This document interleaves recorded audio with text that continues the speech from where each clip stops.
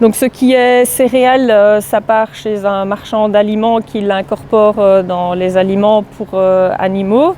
Ce qui est légumes et pommes de terre, ça part en partie sur le marché du frais et en partie sur le marché de la transformation, de la congélation.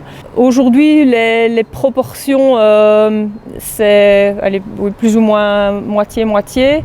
Marché du frais, marché de la transformation. Et sur le marché du frais, ce qu'il y a, c'est qu'il y a toute une partie qu'on essaye de valoriser nous-mêmes en lavant les produits, en les commercialisant dans les magasins proches ou via un grossiste. Aujourd'hui, c'est difficile d'aller justement chercher une part plus importante, même si initialement on l'avait imaginé, une part plus importante sur ces marchés-là, parce que la demande est déjà à saturation. Sans doute que ce qui est commercialisé via l'usine de transformation, de surgélation, part certainement à l'international. Et là, de nouveau, c'est le petit côté frustrant de ne pas savoir où ça part. Mais en attendant, c'est bien utile pour pouvoir valoriser une partie de nos productions. J'imagine que quand c'est marché du frais, ça ne sait pas partir trop loin. On reste quand même avec des légumes qui ont un certain délai de conservation.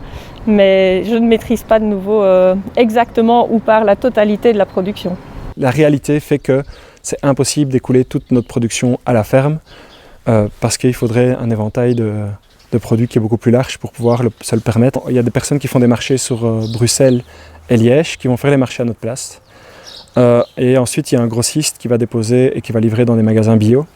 Ensuite, il y a une partie qui part à la laiterie et là, je dois avouer qu'on n'a aucune maîtrise dessus. C'est la laiterie qui décide de ce qu'elle fait avec notre lait, quoi. Il faudrait définir un modèle agricole qui est performant et ensuite derrière, une transformation et une distribution qui est éthique.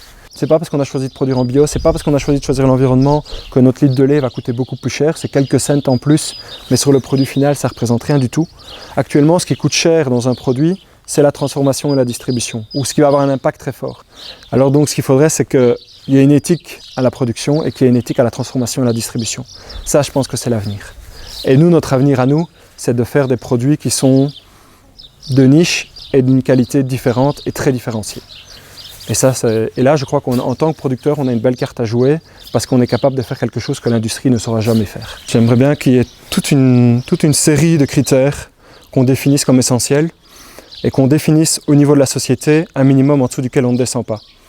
Et je pense que ça va permettre aux consommateurs d'aller vers les agriculteurs et les agriculteurs d'aller vers les réalités des consommateurs et que ces consommateurs, il ne faut pas oublier les transformateurs et les distributeurs qui sont entre, parce qu'on les oublie souvent mais ils ont un rôle important à jouer, il y a toutes les réalités sur la planète sur laquelle on se trouve, dans le pays dans lequel on se trouve, que toutes ces réalités environnementales on décide, écoutez les gars, il faut qu'on y arrive ensemble, mais ça, on ne peut pas y déroger, on ne peut pas faire fi du réchauffement climatique, on ne peut pas faire fi de la biodiversité, et il faut trouver un équilibre, un modèle agricole qui fonctionne et qui avance.